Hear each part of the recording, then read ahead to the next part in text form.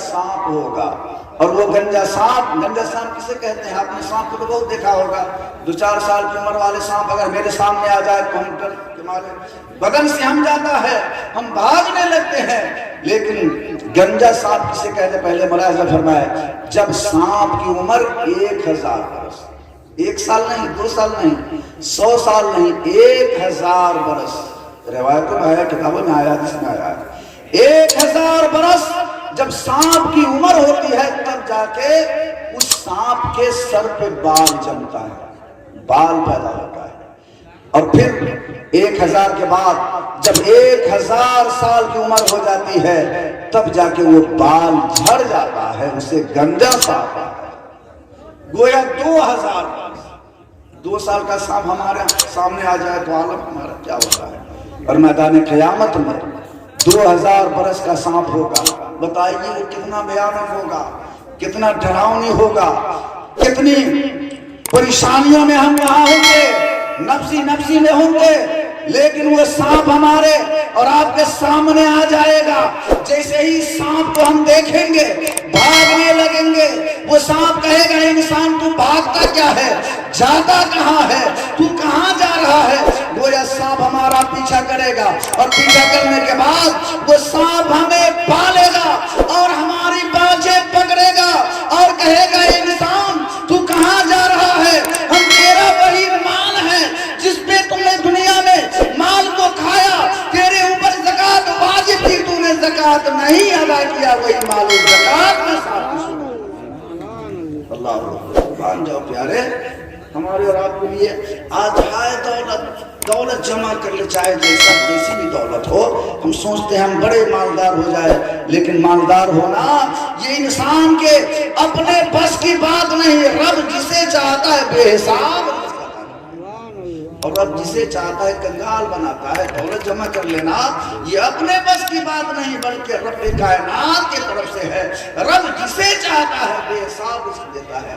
آپ کا معائنہ ہوگا، آپ نے دیکھا ہوگا اس دنیا میں بہت سارے ایسے لوگ ہیں، بہت سارے ایسے انسان ہیں جو اس سردی کے موسم میں اسے کپڑے میسر نہیں، اور بہت سارے ایسے لوگ ہیں، ایسے مالدار ہیں جسے ایک کیا 10 کمبل اس کے انسان کے لیے۔ یہ رب کی عنایت ہے، یہ رب کا فضل ہے، رب کی عنایت ہے، رب جسے چاہتا ہے بے حساب دیتا ہے۔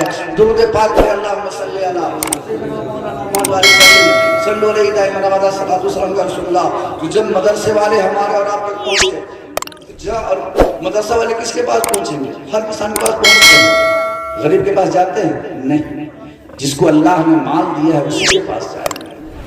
اسی لیے اس مال کی زکوٰۃ آپ ادا کرتے ہیں، اور اس وقت میں مال کی زکوٰۃ کا سب سے بہترین مصرف مدارس اسلامیہ ہے، جہاں بچے تعلیم حاصل کر رہے ہیں، جہاں بچیاں قرآن و حدیث پڑھ رہی ہیں، وہاں اس مدرسے میں آپ اپنے مال سے، اپنے عقیدے سے عطا کرتے رہے، تاکہ جب وہ بچیاں اور وہ بچے اس مال سے کھائیں گے، اور کھانے کے بعد جب قرآن و حدیث کی تعلیم حاصل کریں گے تو اس کا ثواب آپ کو یہاں بھی دیا جائے گا، اور آپ کے لیے ذریعہ نجات میدان قیامت۔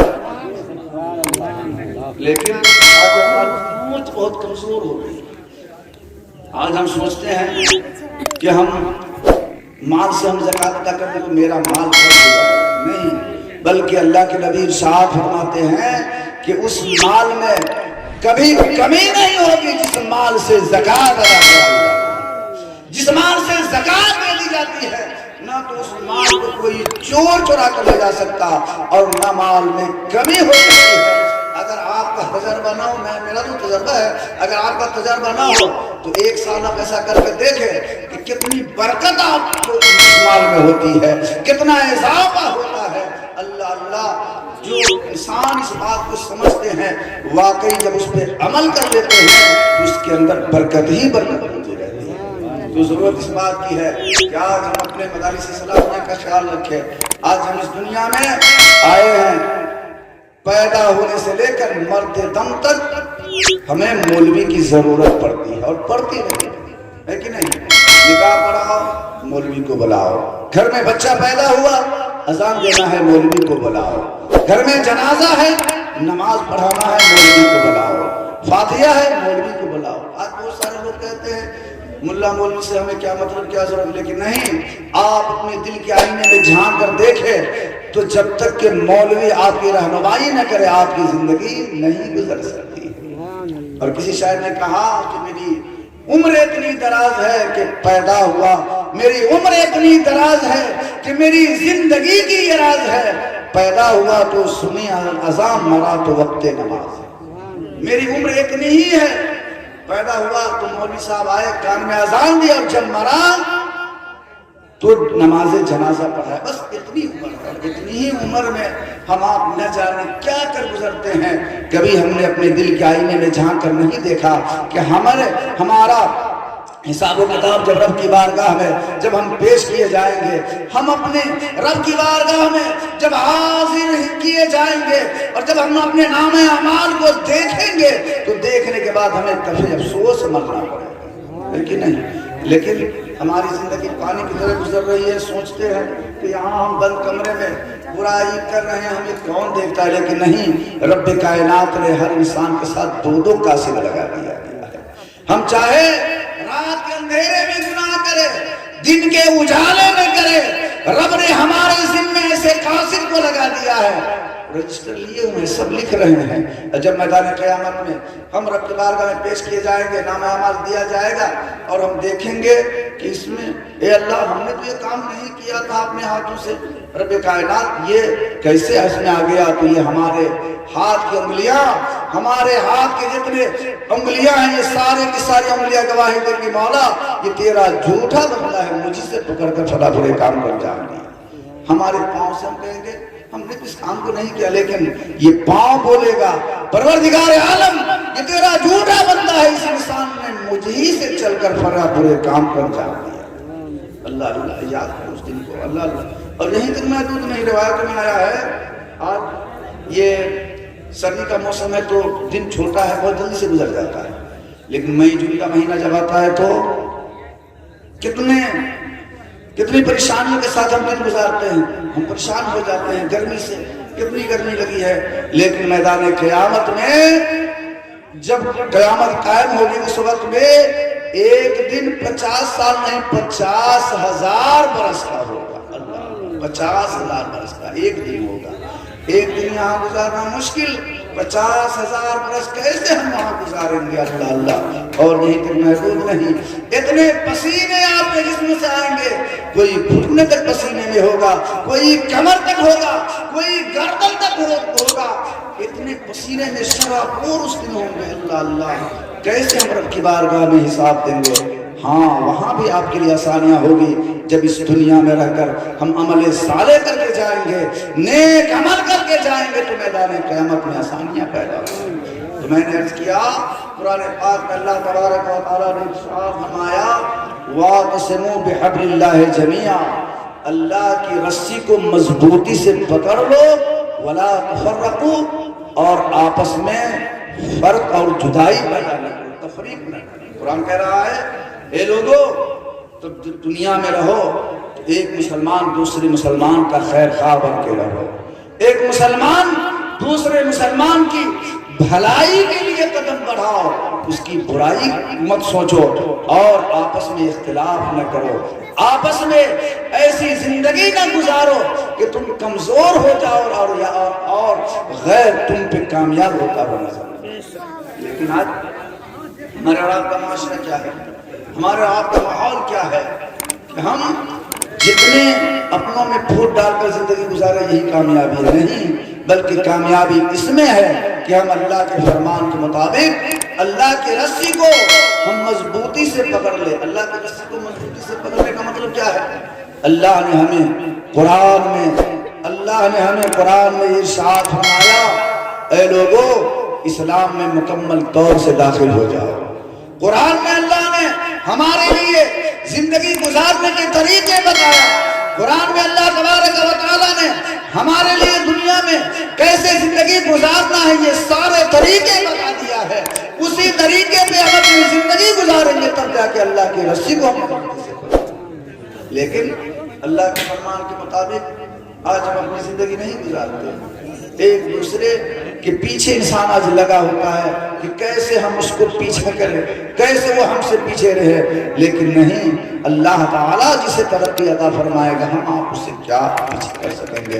درود پاک پڑھیں، اللہم صلی علی سیدنا مولانا محمد وسلم صلی اللہ علیہ وسلم۔ صلاۃ و سلام کا رسول اللہ۔ اکبر بادشاہ کا نام آپ حضرات نے سنا ہوگا۔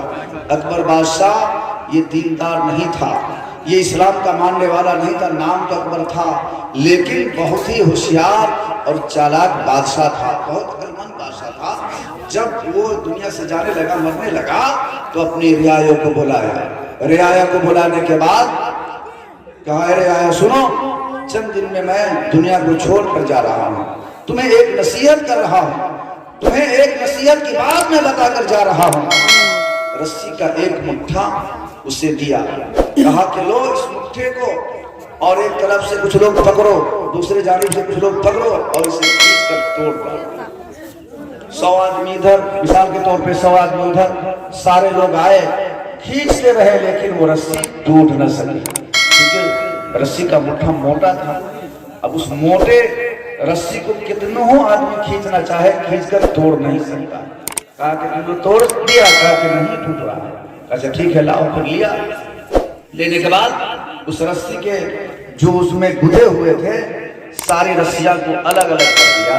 الگ الگ کرنے کے بعد ہر انسان کو پکڑا دیا، کہا کہ اب توڑو۔ اب ہر انسان آسانی سے توڑ دیا، پکڑا، توڑ دیا، الگ الگ۔ جب اس کے ریشے ہو گئے، سارے نے توڑ ڈالے۔ اکبر بادشاہ نے کہا، کیا تم نے اس سے کچھ سمجھا؟ کہا کہ مجھے کچھ سمجھ میں نہیں آیا۔ کہا دیکھو، جب تک تم سارے لوگ، جب تک ساری رعایا ایک ساتھ مل جل کر اپنی زندگی گزارتے رہو گے، اس وقت تک تم پہ کوئی تمہارا دشمن کامیاب نہیں ہوگا۔ اور جب تم سارے لوگ الگ الگ بکھر جاؤ گے تو جس طریقے سے یہ رسیاں ٹوٹ گئی ہے، تم سارے لوگ سبق حاصل کرنے کی چیز ہے۔ اور واقعی اگر ایک جماعت ہوتی ہے تو جماعت پہ اللہ کی رحمت نازل ہوا کرتی ہے، جماعت پہ اللہ کی خاص رحمت ہوا کرتی ہے۔ اور جب ہم ایک دوسرے سے متنفر ہو جائیں گے، ایک دوسرے سے الگ ہو جائیں گے، تو ہمیں کوئی بھی چاہے گا، جہاں بھی چاہے گا ہمیں دبا دے گا۔ لیکن یہ مذہب اسلام وہ مذہب ہے جہاں سے دبانے کی کوششیں کی جا رہی ہیں، وہاں سے مذہب اسلام پھلتا پھولتا نظر آئے۔ اور یہ مذہب اسلام اتنا آسان نہیں ہے کہ مذہب اسلام کو کوئی مٹانا چاہے تو مٹا دے، معاذ اللہ۔ مذہب اسلام کو کوئی مٹا نہیں سکتا، اس لیے کہ مذہب اسلام میں 4 یار کا خون ہے۔ مذہب اسلام میں ہمارے صدیق اکبر اور فاروق اعظم عثمان غنی مولا علی نے جس اسلام کو اپنے خون سے سینچا ہے، اس اسلام کو کوئی دبا نہیں سکتا ہے، بلکہ یہ مذہب اسلام ہمیشہ پھلتا پھولتا نظر آتا ہے۔ اور ہم اسلام کو ماننے والے ہیں، ہمارے اور آپ کا سیوا کیا ہونا چاہیے، ہمارے اور آپ کی زندگی کیسے گزرنی چاہیے۔ شریعت اسلامیہ کے مطابق اگر ہم زندگی گزاریں گے تو 313 تھے تو لرزتا تھا زمانہ، آج کروڑوں ہیں تو ہم کرتے ہیں غلامی۔ اللہ اللہ، اسلام کی سب سے پہلی جنگ جنگ بدر ہے، نہ تو تلواریں، پہلی جنگ ہے۔ مصطفیٰ جان رحمت خود بنفس نفیس اس جنگ میں تشریف فرما ہے۔ دشمنوں کی تعداد 1000 اور اس سے بھی کہیں زیادہ ہے، لیکن مسلمانوں کی تعداد صرف 313 ہے۔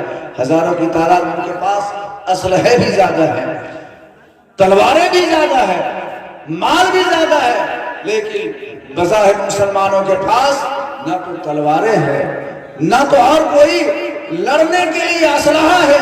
لیکن قربان جاؤ پیارے، مصطفیٰ جان رحمت نے اس میدان بدر میں کھجور کی شاخ کو لیا، صحابہ کو دے دیا، صحابہ نے کھجور کی ٹہنی کو لیا، اور اس سے ایسی جنگ ہوتی ہے، وہ ٹہنی جس کو میرے مصطفیٰ نے عطا کیا ہے تلوار بن جاتی ہے، اور اس نے مذہب اسلام کیا گیا۔ 313 وجہ کیا تھی؟ ان کے رگ و ریشے میں قرآن کی محبت تھی، ان کے رگ و ریشے میں مصطفیٰ جان رحمت کا عشق دوڑ رہا تھا، ان کے رگ و ریشے میں نماز شرائط کر چکی تھی۔ نماز سارے فرائض میں سب سے اہم فرض نماز ہے،